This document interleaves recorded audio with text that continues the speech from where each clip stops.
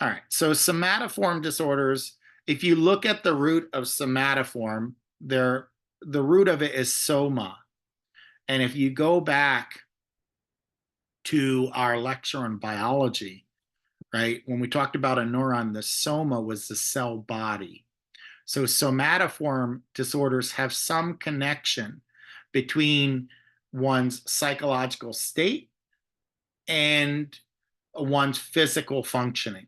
So there's anxiety. If you ever heard of hypochondriasis, a person's constantly afraid that they're sick or becoming sick, things like that, right? So the client oftentimes has an excessive preoccupation with the physical components of the disorder, and they struggle in times of stress coping with it.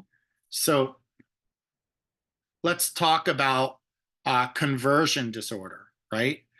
Conversion disorder used to be referred to as hysteria, right? So this is a person who reports some level of functioning that's impaired when there's nothing biologically wrong with them. So if a person reports visual blindness, right, and there's no damage to the visual system, right, then we have to ask, well, what's going on?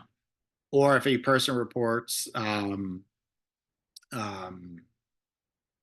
paralysis, right, I can't move my arm, but there's nothing neurologically wrong with them, we would call that conversion disorder. Hypochondriasis, which is now referred to as illness anxiety disorder, is a person who's overly preoccupied with the fear that they have some serious illness or they're going to contract some serious illness. So the person with sniffles might think that they have pneumonia, right? Or whatever it might be. They're constantly getting blood tests. They're constantly going to their primary care physician thinking that, hey, maybe there's something wrong with me. And it turns out that there's not. Now, here, it's a preoccupation with illness versus where conversion disorder, the person actually reports some level of physical deficit. Now, dissociative disorders, I'm going to put with this condition, even though it's its own class of disorders, right? So a dissociative disorder refers to when a person escapes or avoids stress by detaching themselves or escaping one's identity. And it involves disruption of memory and consciousness, can involve issues with identity. If you've ever heard the term multiple personality disorder, that is a form of a dissociative disorder. Now, we don't call it multiple personality disorder. We call it dissociative identity disorder, right? But it used to be called multiple personality disorder. Okay. Now, dissociative disorders are oftentimes linked to extreme trauma. And that's why in the previous discussion, when we talked about PTSD, I discussed you can have dissociation with it.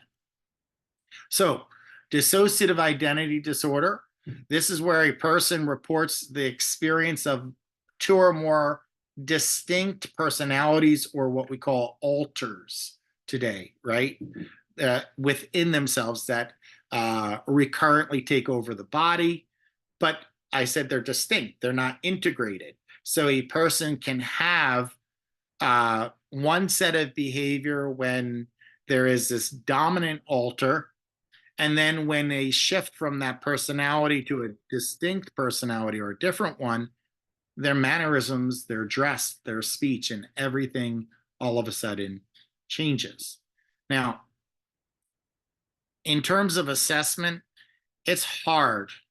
It's hard to do, but we're looking for several things. We're looking for a person who has some level of forgetfulness or gaps in important information.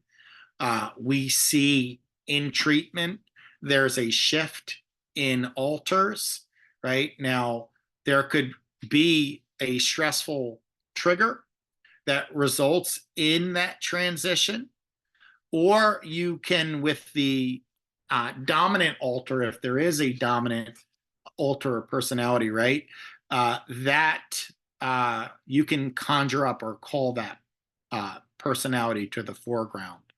Now, how do we view why are people switching for personalities?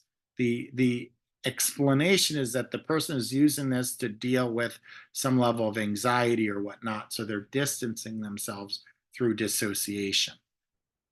Dissociative amnesia. Dissociative amnesia refers to the inability to access or recall parts of your past, even though there's no neurological disorder. Now, dissociative amnesia, your memory gaps can be specific, it could be global, and anything in between. So we're going to look at whether or not it's localized, so they're blocking out a certain amount of memories from a specific time period. Selective, which means that even in a time period, they remember some things, but not all. And then generalized is where the client has almost like a deleted hard drive. They have a loss of memory about their past life altogether. So that's dissociative amnesia. Now, dissociative fugue is a very interesting one where a person becomes so detached from their identity that they might move from a place to another place or move from town to town and assume a whole new identity during this fugue state, right? And that person, when the fugue or like foggy state leaves, that person doesn't even remember how they got there.